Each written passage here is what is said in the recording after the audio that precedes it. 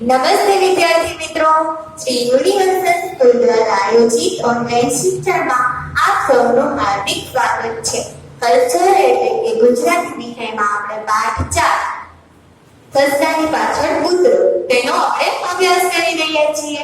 તો આજે આ પાઠના લેક્ચર નંબર 4 માં આપણે તેનો આગળ અભ્યાસ કરીશું. તો આજના લેક્ચરમાં તમને અહીં અમુક અક્ષર દેખાતા હશે. દેખાય છે ને? તમને એવું લાગતું હશે કે આ અક્ષર તમને આવડે જ છે, પણ નહીં, આ અક્ષર એ નથી જે તમે સમજો છો, બરોબર? તો ચાલો હું તમને આ અક્ષરોની ઓળખ આપું. તમને એવું લાગતું હશે કે આ ટ છે, બરોબર? પણ નહીં, આ ટ નથી, આ ટ છે. ટ, બરોબર? હવે બીજો અક્ષર જુઓ. આ તમને ટ જેવો લાગે છે, પરંતુ આ ડ નહીં, દ્ર છે, બરોબર? આગળ ક આપેલો છે, બરોબર? નહીં, ક નહીં, ક્ર. અને શું વચાશે? ક્ર. પછી મ જેવું લાગે છે, પરંતુ આ મ નથી, મ્ર છે, બરોબર? તો આ અક્ષરોની મેં તમને ઓળખ તો આપી દીધી, પણ હવે આપણે તેની વિસ્તૃત માહિતી મેળવીએ. તો ચાલો આપણે મેળવીએ એક એક અક્ષરની વિગતવાર માહિતી આપણે મેળવીશું. તો વિદ્યાર્થી મિત્રો, તમે બોર્ડ પર જોઈ શકો છો કયો અક્ષર લખેલો છે. હવે તો તમને વાંચતા આવડી ગયો છે. આને શું કહેવાય? ટ કહેવાય, બરોબર છે? હવે તમે ધ્યાનથી સાંભળો કે તમે જ્યારે ટ બોલો છો ત્યારે તેમાં કયા કયા બે અક્ષર જોડાયેલા હોય એવું લાગે છે. તો ટ બોલે ત્યારે પહેલા તો આપણને શું સંભળાય છે? ટ. પણ ટ આખો નહીં, ટ કેવો રહેશે? અડધો. આ નિશાની છે એ અડધા અક્ષર માટે વપરાય છે. પછી ચ બોલ્યા તો પાછળ આપણને બીજો કયો અક્ષર સંભળાય છે? ર. તો અડધો ટ અને ર મળીને શું બને છે? ટ. અને આનો વળાંક કેવી રીતે થાય છે? તો સૌથી પહેલા તો તમે અહીંથી આવી રીતે આમ કરશો એટલે પહેલો વળાંક, પછી અહીંથી આવી રીતે કરશો એટલે બીજો વળાંક થશે, આ ત્રીજો અને આ ચોથો. આની સ્પષ્ટ સમજૂતી આપણને આઈડિયલ બુકમાં આપેલી છે. તમારે અક્ષર ખૂટવાના છે અને અક્ષર લખતા પણ શીખવાનું રહેશે. તો વિદ્યાર્થી મિત્રો, આ ટ પરથી કેટલાક શબ્દ બને છે એ તમે કઈ રીતે વાંચી શકો હવે તે આપણે જોઈએ. વિદ્યાર્થી મિત્રો, આપણને બોર્ડ પર કેટલાક ટ પરથી શબ્દ આપેલા છે, તો તે કેવી રીતે આપણે વાંચવા તે આપણે જોઈએ. તો પહેલો શબ્દ ટ્રેન, બરાબર છે? આ શબ્દને કેવી રીતે વાંચશે? ટ્રેન. ત્યારબાદ આપણે બીજો શબ્દ જોઈએ, ટ્રેન. ટ્રેન અવાજ શેનો આવે? તો ત્યાંથી સાયકલની જે ઘંટડી હોય છે એમાંથી કેવો અવાજ આવે છે? ટ્રેન. ત્યારબાદ ત્રીજો શબ્દ છે રાષ્ટ્ર. રાષ્ટ્ર અને અડધો છે, આપણે એવી રીતે બોલવાનું, રાષ્ટ્ર. આને વચાય ટ. ફરીથી એકવાર વાંચન કરીને સમજાવી દો. આ શબ્દ શું કહેવાય? રાષ્ટ્ર. રાષ્ટ્ર એટલે શું થશે? આપણો દેશ. ત્યારબાદ આગળનો શબ્દ ઉષ્ટ્ર, બરોબર? અને શું વચાશે? ઉષ્ટ્ર. ત્યારબાદ આગળ ઇલેક્ટ્રિક, બરોબર? ઇલેક્ટ્રિક. તમને થતું હશે કે આ દર્શાય છે કે ટ ઉપર તો નથી, ક ઉપર છે, છતાં આપણે ટ ટ્રીક બોલીએ છીએ, બરોબર? તો આ જે ક છે એ અડધો સમજવાનો છે અને આ રસવાય છે એ પણ આપણે ટ ઉપર જ સમજવાની છે, બરોબર? અડધો ક છે કે એની ઉપર રસવાય આવશે નહીં. આપણે વાંચતી વખતે ઇલે, કી, ચ એવું વાંચવાનું નથી. આપણે શું વાંચવાનું છે? ઇલેક્ટ્રિક. વિદ્યાર્થી મિત્રો, આપણે ટની ઓળખ તો મેળવી લીધી. હવે આપણે આગળનો અક્ષર જોઈએ કે એ કયો અક્ષર છે. તો વિદ્યાર્થી મિત્રો, આગળનો અક્ષર કયો છે? કયો છે? હવે તો તમને વાંચતા આવડી ગયો હશે. આને શું વચાય? ડ્ર, બરોબર? આ શું છે? ડ્ર છે. આપણે જ્યારે ડ્ર બોલીએ ત્યારે આપણને કયા કયા અક્ષર દેખાય છે? હા, કયો અક્ષર? પેલા તો આપણને ચોખ્ખો દેખાય છે. કયો અક્ષર સંભળાય આપણને? ડ, બરોબર? પણ એ ડ કેવો રહેશે? અર્ધ, બરોબર? આપણે ડ એમ આખું નથી બોલતા, આપણે ડ બોલીએ છીએ. ડ કેવો સંભળાય છે આપણને? અર્ધ. ત્યારબાદ ડ માં બીજો કયો અક્ષર સંભળાય છે?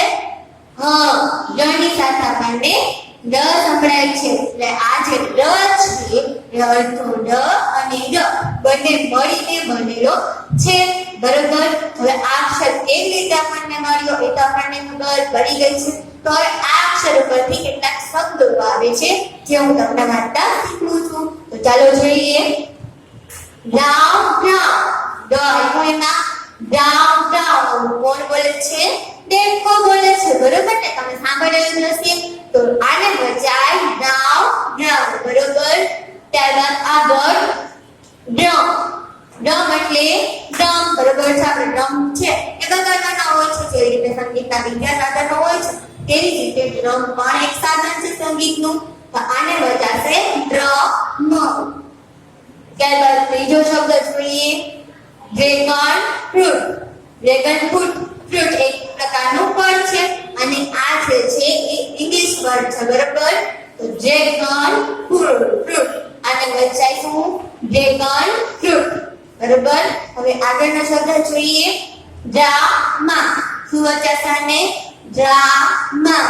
તો ડ્રામા જે શબ્દ મેં લખેલો છે આ પણ ઇંગ્લિશ શબ્દ છે, બરોબર. તો ડ્રામાને ગુજરાતીમાં શું કહેવાશે? નાટક. ફરીથી એકવાર આને શું વચાશે? ડ્રામા. તો હવે આપણને ડ ની ઓળખ પણ મળી ગઈ છે. તો આગળનો અક્ષર જોઈએ કે અક્ષર કયો છે?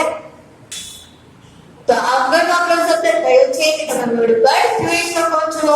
કયો શબ્દ છે? ક નથી, શું છે? ક્ર છે. તો હવે જ્યારે તમે ક્ર એવું બોલો છો તો તમને કયા કયા બે અક્ષર સંભળાય છે? એક તો ક આપણને દેખાય જ છે, તો બરોબર. તો આપણે ક લખી લઈએ.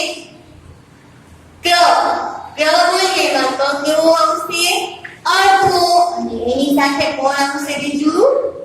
ર, બરોબર. તો આ જે ક્ર છે એ અડધા ક અને ર પરથી બનેલો છે, બરોબર ને?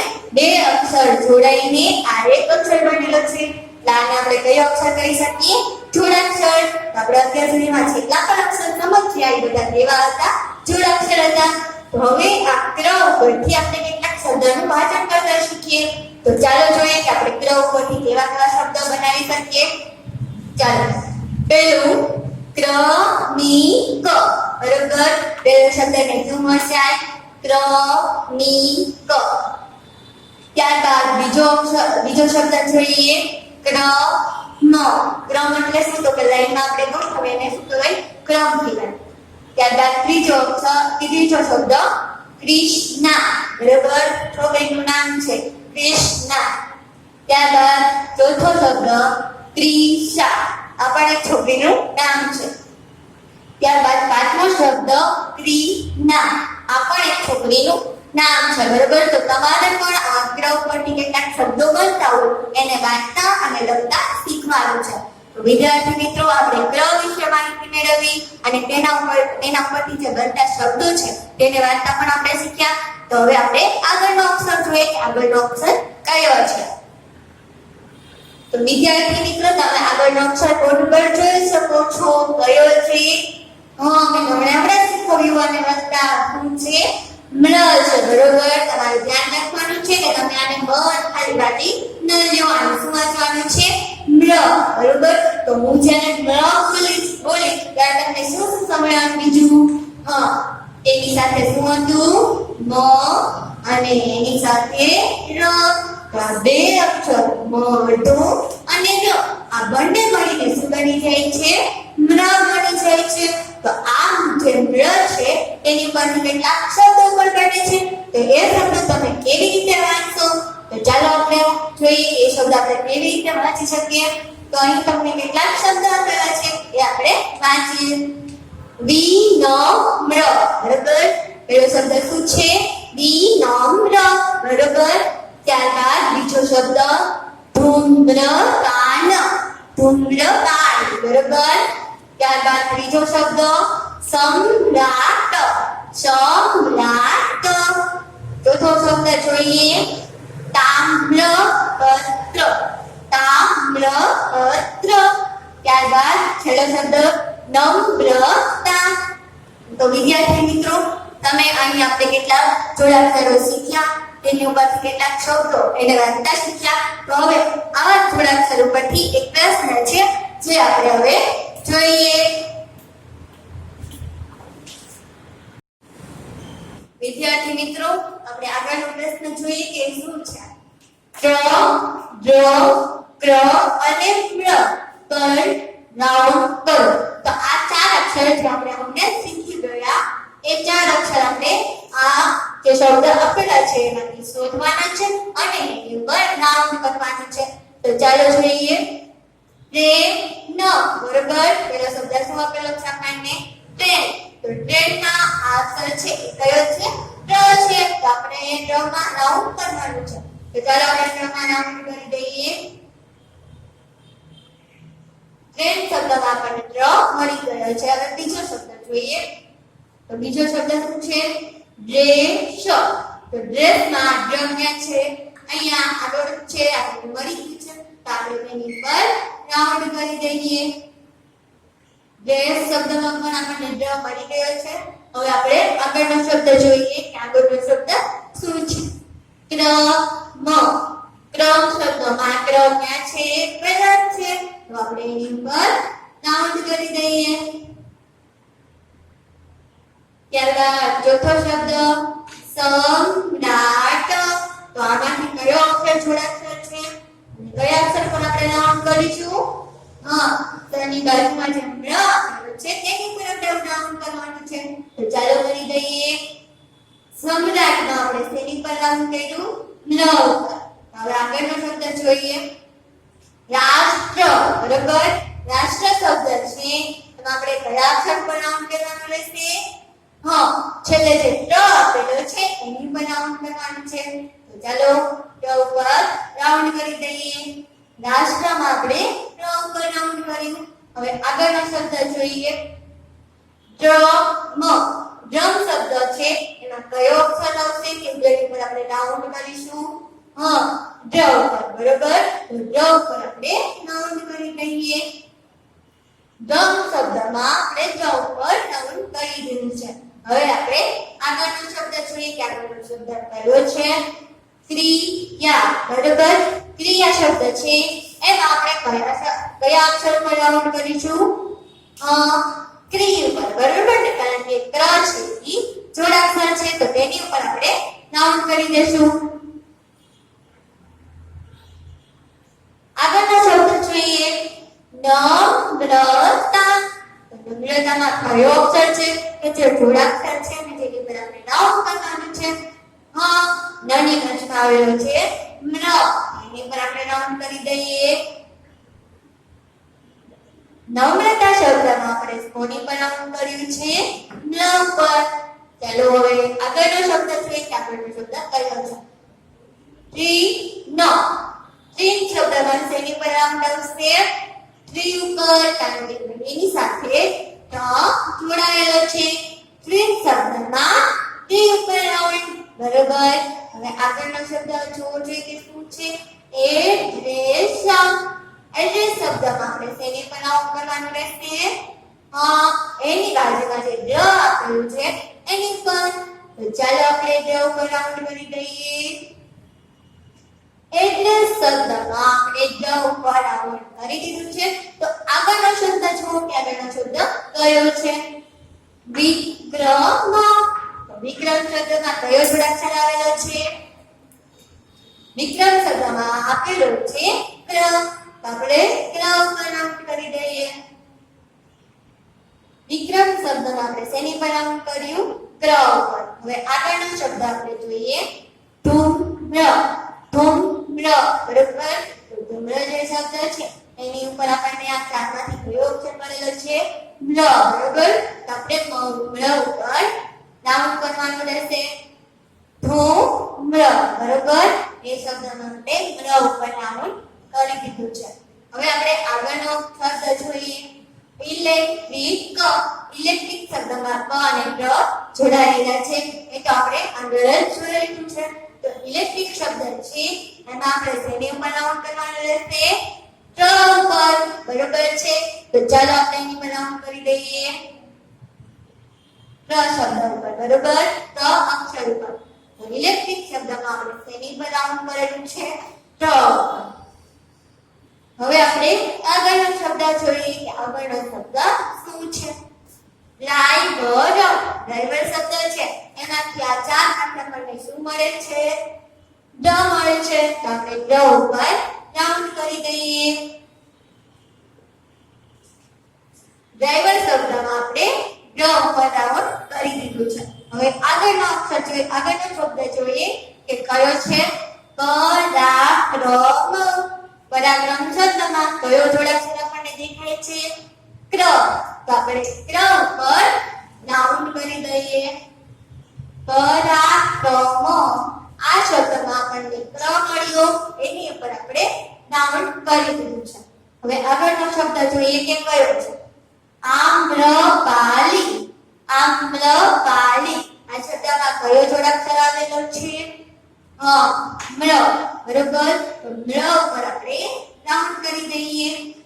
આમ્રપાલી શબ્દમાં આપણે મ્ર ઉપર રાઉન્ડ કરી દીધું. હવે આગળનો શબ્દ જોઈએ કે આગળનો શબ્દ શું છે?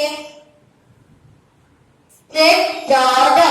ટ્રેક્ટર શબ્દમાં આપણે તેની પર રાઉન્ડ કરીશું? ટ ઉપર રાઉન્ડ કરીશું નહીં.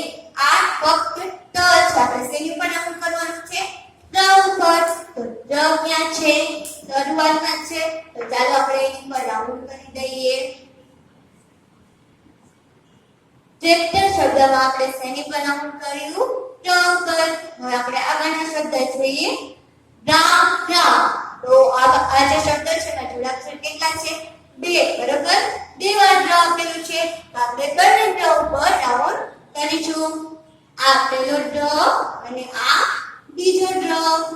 રામ રામ શબ્દમાં આપણને 2 ડ મળ્યા તો આપણે બંને ઉપર રાઉન્ડ કરી દઈએ. ચાલો હવે આગળનો શબ્દ જોઈએ આક્રાંત. આક્રાંત આમાં કયો જોડાક્ષર મળે? ક્ર. તો આપણે એની પર રાઉન્ડ કરી દઈએ. આક્રાંત શબ્દમાં આપણે ડ ઉપર રાઉન્ડ કરેલ છે. હવે આગળ તામ્રપત્ર. તામ્રપત્ર આનો કયો જોડાક્ષર? મ્ર. એની પર રાઉન્ડ કરી દઈએ. તો વિદ્યાર્થી મિત્રો, આ શબ્દની સાથે તમારો આ પ્રશ્ન પૂર્ણ થાય છે અને આ પ્રશ્નમાં તમને મજા પણ આવી હશે કારણ કે આમાં જુદા જુદા અક્ષરો શોધવાના હતા. તો આવી જ રમત તમે ઘરે પણ રમજો અને આવી જ રમત તમે તમારા નાના ભાઈ અને નાના મિત્ર સાથે રમી શકો છો. તમને ખૂબ જ મજા આવશે. વિદ્યાર્થી મિત્રો, અત્યાર સુધી આપણે ટ, ડ, ક્ર અને મ્ર આ શબ્દોની ઓળખ મેળવી અને આ શબ્દો વાંચતા શીખ્યા અને આ શબ્દોને શોધતા પણ શીખી ગયા. બરોબર, તો હવે આ જે 4 જોડાક્ષર આપણે શીખ્યા તેની ઉપરથી વાક્યો બનાવતા પણ શીખીએ. તો ચાલો જોઈએ. શબ્દોને યોગ્ય ક્રમમાં ગોઠવી અર્થપૂર્ણ વાક્ય બનાવો અને લખો. અહીં જે પ્રશ્ન છે એમાં આપણે શું કરવાનું છે? તો એક વાક્ય આપેલું છે અને એ વાક્ય જે છે એમાં શબ્દ આડાઅવળા થઈ ગયા છે.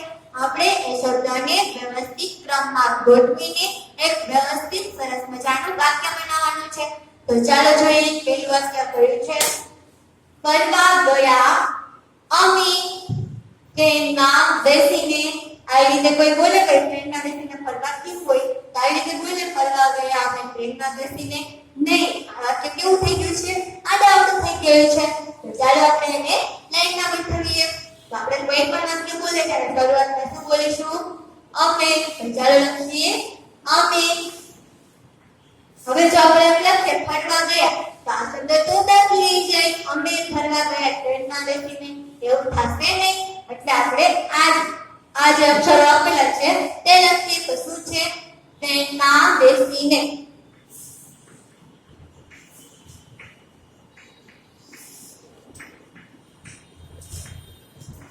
આપણે આ શબ્દ અને આ શબ્દો લખીને હવે શું બચ્યું છે? ખાલી ફરવા ગયા. ચાલો લખી લઈએ ફરવા ગયા.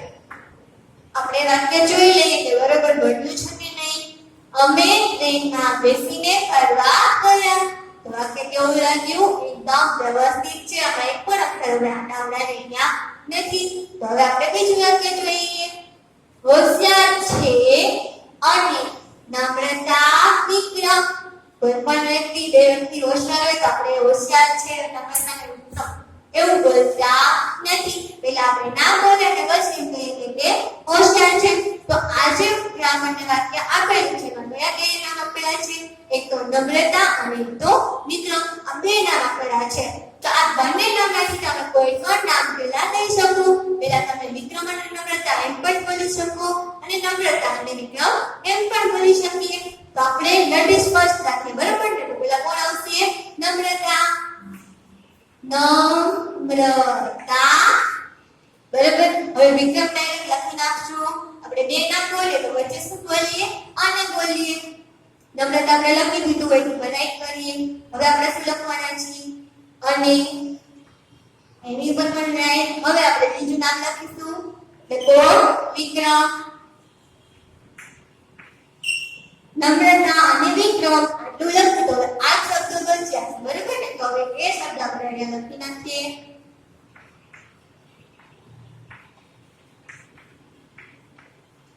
હવે આપણે જોઈએ કે વાક્ય બરોબર બન્યું છે કે નહીં. નમ્રતા અને વિક્રમ હોશિયાર છે, તો બરોબર જ છે. આપણને આપણો જવાબ મળી ગયો છે. આપણે હવે ત્રીજું વાક્ય જોઈએ.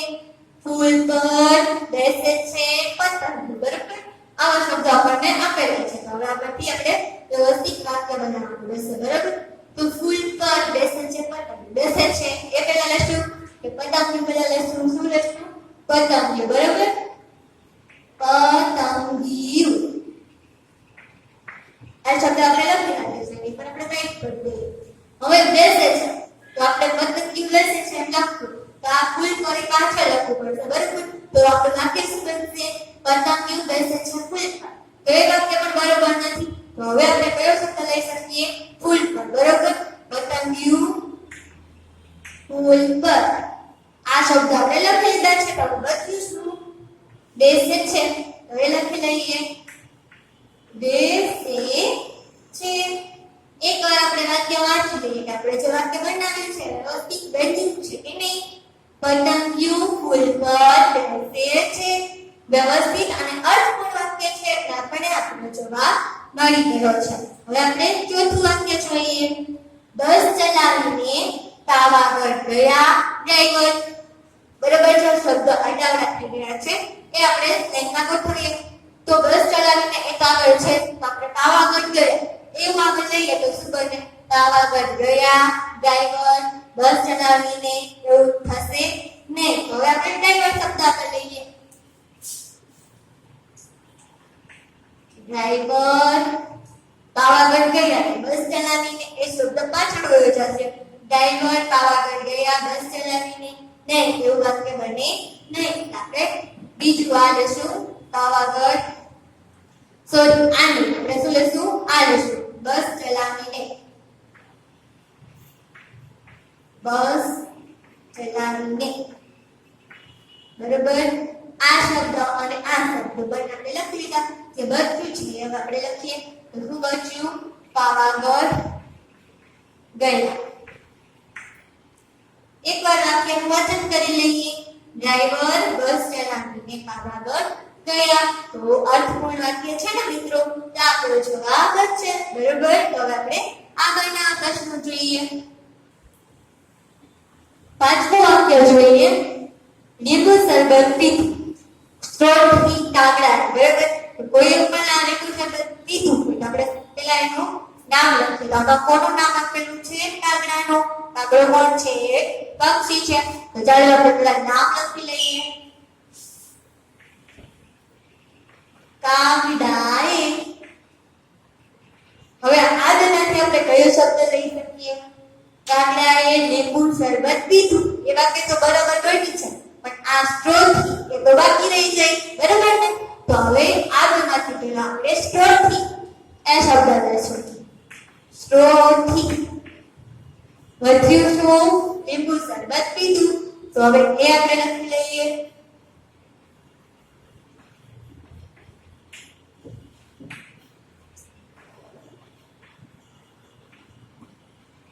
એકવાર વાંચી લઈએ કે આપણે જે વાક્ય બનાવ્યું છે બરોબર બન્યું છે કે નહીં. કાગડાએ સ્ટ્રોથી લીંબુ શરબત પીધું. એકદમ મસ્ત વાક્ય બની ગયું. હવે આપણે આગળનું વાક્ય જોઈએ કે આગળના વાક્યમાં શું છે?